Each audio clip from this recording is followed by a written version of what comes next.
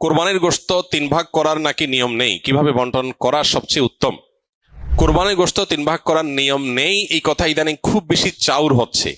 কে বলেছে কোরবানির গোশত 3 ভাগ করার নিয়ম নেই?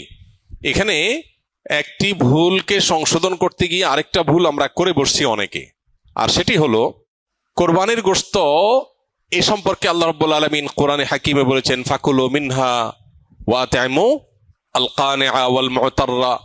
কোরবানি গোশত নিজেরা খাবে এবং সেই সাথে নিজের আত্মীয় স্বজন, প্রতিবেশী, বন্ধু বান্ধব, আপনজন তাদেরকে খাওয়াবে, আরেক ভাগ গরিব দুঃখী অভাবী মানুষদেরকে দিবে। অর্থাৎ 3 ভাগে ভাগ করবে। এটা মুস্তাহাব, ভালো।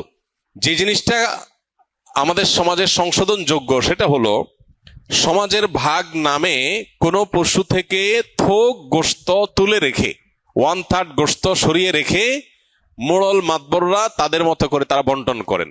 এটা একদিক থেকে তো ভালো দেখা যায় যে সামাজিকভাবে উদ্যোগ নিয়ে যদি বন্টন করা হয় সব গরিবরা সমান হারে পাবে, উপযুক্ত মানুষদের ঘরে ঘরে পৌঁছে যাবে, এটা ভালো।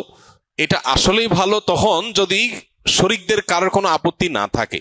সবাই যদি বলে হ্যাঁ ঠিক আছে, এটা খুব সুন্দর পদ্ধতি, আমাদের সবার কোনো দায় দাবি নাই, সবার তরফ থেকে একটা গরুতে 7 ভাগে কোরবানি দেওয়া যায়, 7 ভাগ থেকে বা যে কয় ভাগে আছে সবার তরফ থেকে টোটাল গোশতের 3 ভাগের 1 ভাগ রেখে এলাকাতে দায়িত্বশীল যারা আছেন, মুরব্বী যারা আছেন, গণ্যমান্য যারা আছেন, তাদের অধীনে ওলামায়ে কেরাম, ইমাম সাহেবদের মাধ্যমে পুরো এলাকাতে গরিবদের মধ্যে বন্টন করো, আমাদের আপত্তি নাই। কারো যদি আপত্তি না থাকে কোনো অসুবিধা নাই, এটা ঠিক আছে।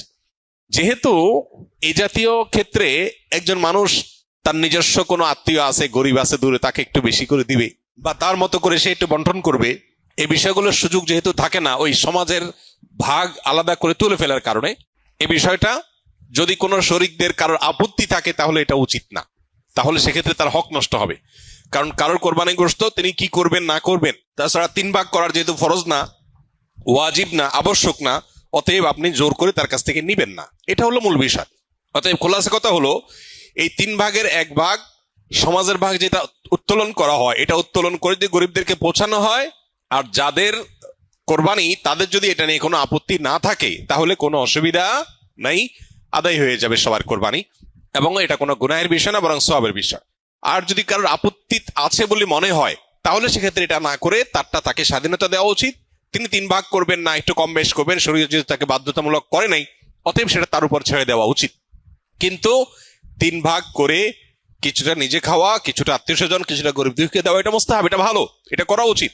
একটা বাজে দৃশ্য দেখতে পাচ্ছি আমাদের সমাজে, সেটা হলো আমরা লক্ষ্য করছি যে অনেকেই কোরবানি গোশত সব নিয়ে ফ্রিজে তুলছেন। খুবই দুর্ভাগ্যজনক বাস্তবতা। যেখানে গরিব দুঃখীর হক আছে, তাদেরকে দেয়া দরকার, তাদের জন্য 1 ভাগ রাখার নির্দেশনা শরীয়তে আছে, সম্ভব হলে আরো বেশি রাখা উচিত, সেটা না করে বেশিরভাগ মানুষজন আজকাল সব ফ্রিজে ভরে রাখে, নামকে অস্তে সামান্য কিছু গরিব দুঃখীকে দিয়ে আর বাকিটা স্তূপ দিয়ে রাখে সারা বছরের গোশত সংগ্রহ রাখার প্রয়োজনে। তো এটা কোরবানির তাৎপর্যকে নষ্ট করে। যে লোক আল্লাহকে সন্তুষ্ট করবার জন্য কোরবানি করেছে, সওয়াবের উদ্দেশ্যে কোরবানি করেছে, এটা তার কাজ হতে পারে না। অতএব 3 ভাগের 1 ভাগ করে গরিব দুঃখীকে গোশত দেওয়ার ব্যাপারটিতে আমাদের আরো বেশি আন্তরিক হওয়া উচিত।